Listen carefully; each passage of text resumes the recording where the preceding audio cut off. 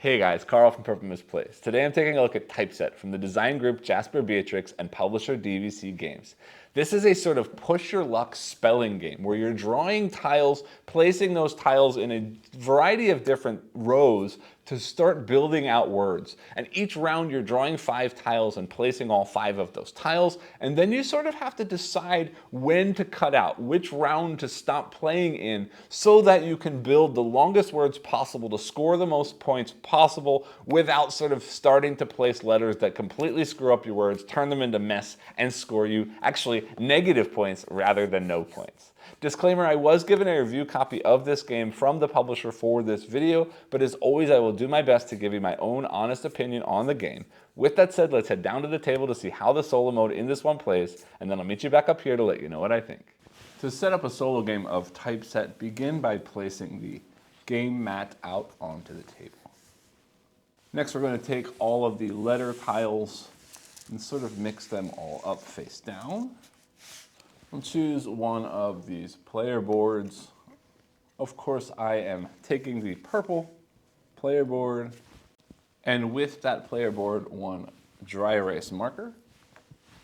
Then finally, to finish setup, we're going to take these special ability cards, giving those a good shuffle. And from those, I will be choosing one at random. Whoops, that one's upside down. And we will be playing with typo, which says erase a letter before placing another in the same space. All right, so that goes there. And like that, we are all set up for gameplay. So a game of Typeset is going to play out over an indeterminate number of rounds, with each round comprised of 5 turns. And on each turn of that round, means each of those 5 turns, I will be turning over one of these tiles and placing it in these spots down here. And every time a letter gets turned over, I will then need to write that letter in the leftmost spot of any row on my board. Or if I choose that I'd like to not place that letter, I can instead circle the leftmost error value down here at the bottom, which means before the end of the game, I can only skip 5 total letters. If I can't skip a letter, then I am required to place that letter into a block or a box in my playing area. But as far as what letters can go where, there is no restriction except that you must always write in the leftmost spot of that row. Which means that occasionally, or more increasingly towards the end of the game, I may need to put letters in there that do not form words. And you'll see in a minute when I talk about scoring, what that's going to do is that's going to end up scoring me negative points. So actually, let me talk about the point scoring before I get into the rest of the sort of smaller details. You'll see here at the top of the board, coming a little closer, there are point values here. And at the end of the game, whenever I decide to quit, because you'll see that I actually have some control over how long the game goes, I'm going to look at each row, and if it's a completed word, I will score the points above the rightmost letter in that word. However, if it is not a completed word, means it's incomplete, or it's a nonsense word because I've placed letters into a location that does not form a word, I will still score those points, except that they will be negative points for that row. So I'm trying my best to make as long a word as possible in each of these rows, while also avoiding making those long words turn into nonsense or incomplete words by the end of the game. Over here is sort of special ability kind of stuff that I have. Vowels will never come out in the tiles. The vowels that I have available to me are here from the very beginning of the game. And every time I want to place a vowel, and I can do that before or after I write the letter for that turn, I simply need to cross off any vowels that I'm using before writing them onto my board. And you'll see at the bottom of the first 2 columns there is a question mark. That means when I've used every vowel in that column, I will get to place instantly one wild letter of my choice on the board. Next, we've got challenge letters. Anytime I place one of these 5 letters, either from a tile or from the usage of a wild letter, I will cross off the letter that I've used. And if I use at least 3 different letters from this list of letters, I will again get a wild letter to use. Marked spaces means these 4 marked spaces. Every time I write a letter in one of those marked spaces, I will cross off one of these. And when all 4 of them have been filled, I'll get a wild letter. And finally, the special ability here, which this game is the typo, which is going to allow me to erase a letter and then place the new letter in that same spot where I erased, which is going to be a great way to fix mistakes later on. And if I use that special ability 3 times, again, I will get a wild letter. Now, this is the solo game that I'm playing, so there is no opponent that I'm playing against. Instead, I'm aiming to score at least 40 points total, and I need to have used the special ability all 3 times before the end of the game. So that's basically all there is to gameplay. Let's go ahead and get into the first sort of round or first couple of turns so you can see how things work. The only thing I do need to point out is I mentioned that there is sort of an indeterminate length to the game, and that's because every 5 tiles constitutes a round. After I've played out 5 tiles, I need to decide whether I'm going to quit right then and there or continue to draw another 5 tiles. And once I've decided to continue, I have to use the next 5 tiles, either choosing them as errors or placing them into my player area before I'm allowed to quit at the end of that round. So I need to pay attention to whether it's worth taking the risk of getting letters that I can't place in order to fill in the spaces more completely to score more points at the end of the game. So there's this nice push your luck aspect to when do you decide to quit. And you'll see here on the playmat, these squares here are a list of all of the tiles that do exist, and every time we place tiles, they will go down here, but at the end of the round, those 5 tiles will get moved up to the top so I can see what's still potentially available to me or not moving forward. All right, so let's go ahead and get into gameplay and start by drawing our first letter, which is a W. Okay. So I might as well just start at the top row. Left space is a W. And next is a P. Well, I don't necessarily love that, but W-E-A-P-O-N-S spells weapons. That's a big word. Let's do it right away. So I can use E and A because I've just crossed them out, and I will write the P right there. Next is an R. Well, that's not going to help me in that first row, so let's go ahead and start a new word with the letter R. All right, next, Q. Well, I don't think I want to put a Q anywhere in those words, so we'll start again. And likely that means I'm going to put a U there, but we'll hold off on that for now. Actually, no, you know what? Let's do it because then we're working on finishing that first column anyway. All right, next is N. I'm thinking quantity, but it doesn't fit. It's too long for there. So we could put the N in the row with the R or start a new word with the N. Ah, no, I'm an idiot. I wanted that to be weapon, so let's do that. And that means I did mark my first space there. I also did use the Q as well. So that's the end of the first round. And now is when I decide to keep playing or quit. Well, obviously, after the first 5 letters, I'm not going to quit. So all of these move up to the top to show you what's been placed out already. Like that. And we move into the second round. So pulling more letters again. Whoops, I just flipped that accidentally, but I'll take it. That's a J. And I might as well start a new word with the letter J, which is another challenge letter. Yay. And a C. I do kind of want to get to, yeah, you know what? Let's do it. U-I. J-U-I-C. Gets us our second marked space. I could put a Y right now and make that juicy, but that does sort of kill any potential for that. It could be juicer or juicing or something else. So I'm going to hold off on that for right now. Pulling out another tile, an N. Okay. N. We already had the N before. I'm going to start a word with N just to see what happens. Next, we've got a Z. Huh, okay, well let's do this. Q-U-I-Z. And it's a little bit dangerous, but that's my third challenge letter. So I do get a wild right now. And actually I did mark now another mark space. I'm gonna put another Z there and aim for quizzes. Let's see how that works out. Okay, next comes a T. Okay, T. I kind of need to focus on using this typo at some point, but let's put R-E-T. There's lots of options to come after that, and we can adjust later because I do need to use my typos.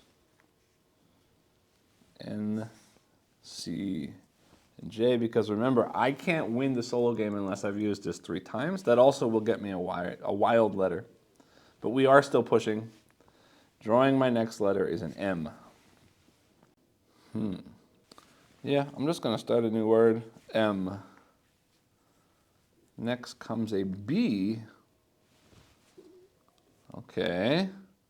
All right, well, let's do this. M-A-Y. B-E. That's maybe. And I get a wild letter now.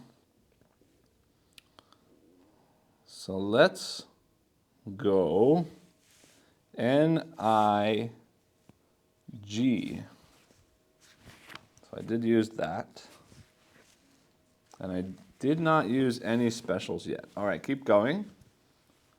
F.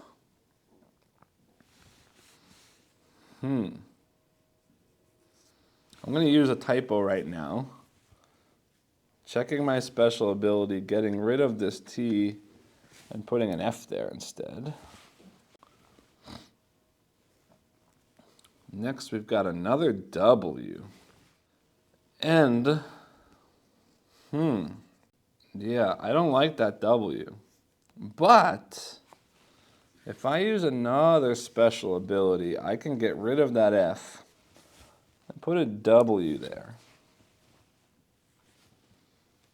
Okay, next comes an N.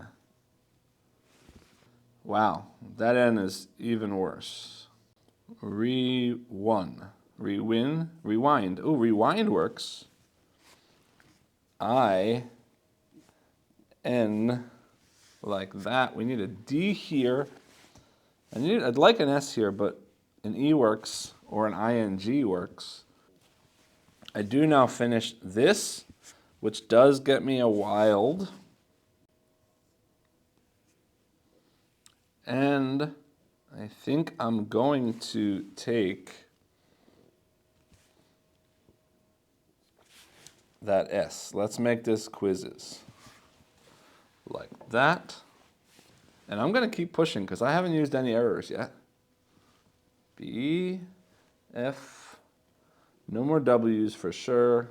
Very unlikely there's another N. There is one, but we'll see if we pull it. Pulling a letter, we've got a C. Well, I'm going to use my special ability for the third and final time, getting rid of this W and putting, hold on. The rules do allow me to check spelling, and I think I may have done poorly, so we're not going to do that actually. No, I was thinking rescind, but that needs an S and a C. That won't work. Okay, then I got to put a C somewhere. And I think this is going to be my first error. Like that. Okay. Next, an F. F. Oh, well, here we go. Then I can get rid of that N and put an F there, because that is a fig, but it could also be fight or something else similarly. I'm gonna take my wild and put a D right there. Rewind. Playing another letter. Of course, there is my D, but that's okay because I can put juiced like that. We are in trouble unless I happen to randomly draw an H and a T. S's aren't bad either. A G. F-I-G-G does not a word make. So we're going to take another error there, and let's cross our fingers for an S. Go. Another G.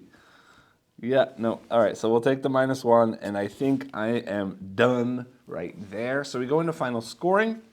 And again, we're looking at the number value above the rightmost letter in each row. So this is 7 points, 7 points, 10 points, 7 points, 2 points, 5 points, and -0, -0, -1 equals -1.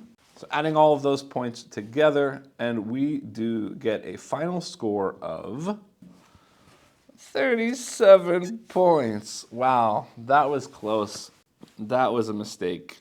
F-I-G. Yeah, no, I couldn't take 5 more letters. That's the best I could have done. And unfortunately, we are 3 points away from the solo win, which is still a pretty good score, considering I've seen single digits and I've heard tell of negative scores in this game. But I am going to stop there. That is the game. This is sort of the time when I take a look at components. You've seen the components. These tiles, while kind of small and light, function perfectly well. Very clear, very easy to see the letters. This mat is a cloth mat, which is a very nice thing, although it does come folded in the box. So the creases, particularly this one that runs through the middle of the letters, is a little bit annoying, but I could probably iron it or at least just play with it a while to get those creases out. But I do like what it does on the table, how it keeps track of the letters that have already been drawn, how it does sort of allow you to make some smart decisions about what to do based on what you've already seen and what could potentially come out later. So I do appreciate that. The player boards are really, really nice. I should show you some more of them because it's kind of cool. As this game is typeset, they are all colors, but they all also are different fonts, which is kind of cool. And on the back of them, there is always a quote from the person who designed that font, which is pretty cool to me. I do enjoy the theming there. Now they are just player boards, but the player board works very nicely. The dry erase markers, at least now, are new enough that they work very well. Everything erases very easily using that eraser, or simply taking a paper towel and wiping everything clean. Works very nicely for me. Now, you saw that I just used a special ability card in this game, and there only use one special ability card per game. But the game comes with 25 of these cards, so the amount of variability that comes out based on these cards is pretty huge, and they do really make the game feel quite a bit differently every time you play, and I'll talk more about that in my final thoughts. But just to give you an idea of some of the other things that you might see, I'm not going to show all 25 of them to you, but for example here, skip a turn letter by crossing out 2 unused vowels, so you're wasting vowels to prevent other negatives. Here, skip a turn letter by crossing out all the empty spaces in a row. So you've basically killed empty spaces. Letter space here, erase and rewrite all the placed letters in a new order. So you can change the order of letters in a row. Flip or rotate a placed letter to make it into another letter. So W becomes M, B, D, P like this can be flipped around, and so on. Just so many different things here. Kerning. Once you've got 3 letters in a row, you can place the next letter anywhere in that row, leaving spaces, so you can kind of plan for future words, leaving spaces open, hoping for specific words. One of the ones I really enjoy lets you write a line in the middle of a row, splitting that row into 2 separate words. Anyway, these really do affect the way the game plays, and there are a ton of them in this box, so that's great for me as well. That's basically it for the components.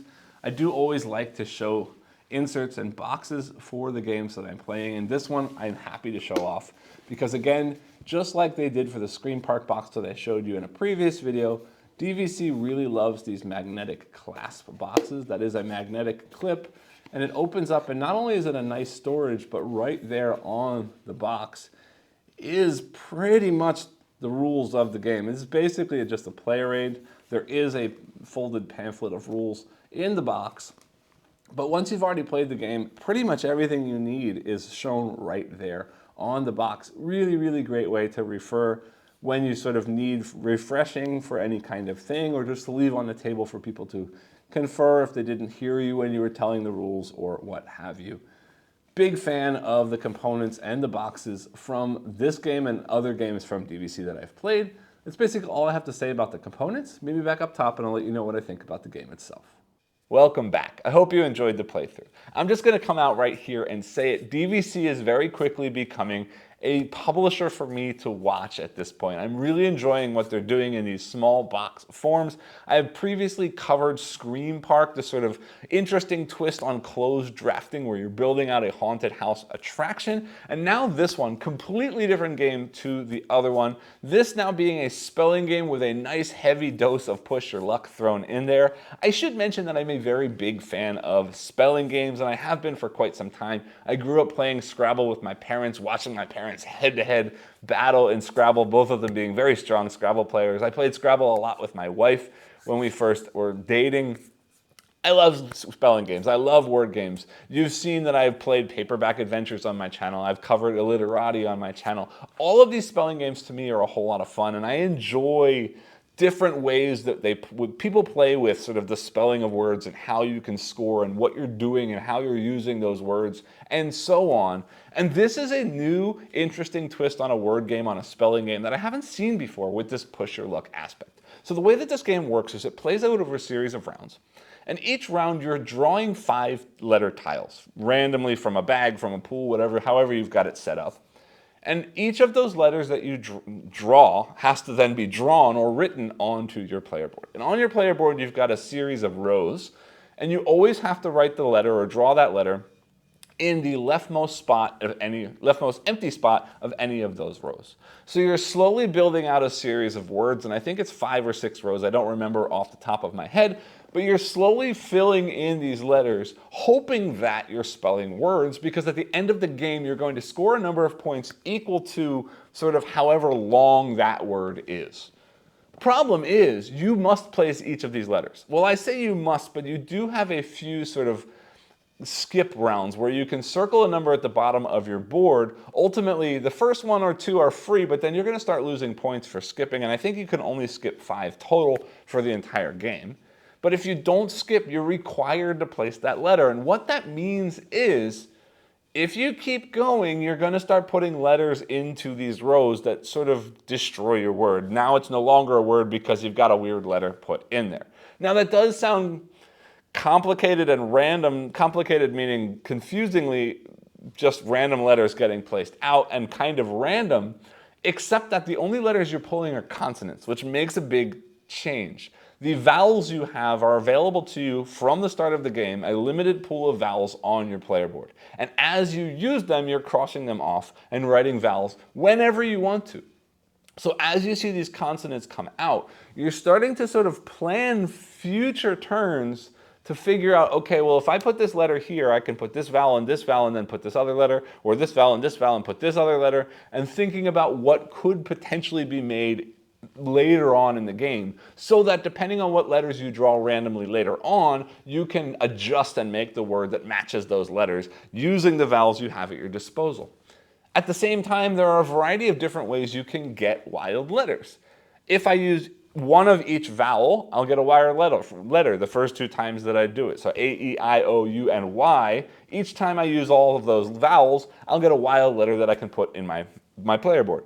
Now, granted, when I get that wild letter, it has to again be written in the leftmost space of one of those rows, but it will help me get letters that I specifically need for words that I've started planning for as I'm playing the game. Another way you can do it is that each of these rows has a little marking in one of the squares, and it's sort of on a diagonal through the player board. And every time you put a letter into one of those marked squares, you're going to check off a box. And when you've checked off all of those boxes, means you've used all of the marked squares, you'll get a wild letter. There's also another way to get a wild letter is using crazy, tricky, hard to use letters like X or Q or J. Anytime you use one of those letters, or sorry, the first time you use any of those letters, you'll cross that off. And if you've used 3 of those hard to use letters, you'll get a wild letter. But remember, you can be skipping some of these things, so you may not always do it. But also, you don't have to draw the tile for those hard to use letters. You could use a previous wild letter as one of those hard to use letters, which then also counts potentially to get another wild letter from those crazy letters. And all of this is a whole lot of fun, and it really makes for a good push your luck game, because at the end of 5 tiles, I have to decide, am I going to go on to the next round, meaning I'm required to draw another 5 tiles to place onto my board, or do I cut out right then and score what I've got? Knowing that if I push further and I get the right tiles, I'm going to score a whole lot more points because my words are going to get longer and longer. But if I cut out now, I'm going to protect myself from potentially destroying a word that I've already built, making it become negative points. Because at the end of the game when you are scoring, or at the end of your game when you cut out and decide to score, you're going to score the word based on its length. And if it's a real word, then you score positive points. But if it's an incomplete word or a nonsense word because of other letters you've had to throw in there, that then becomes a negative point.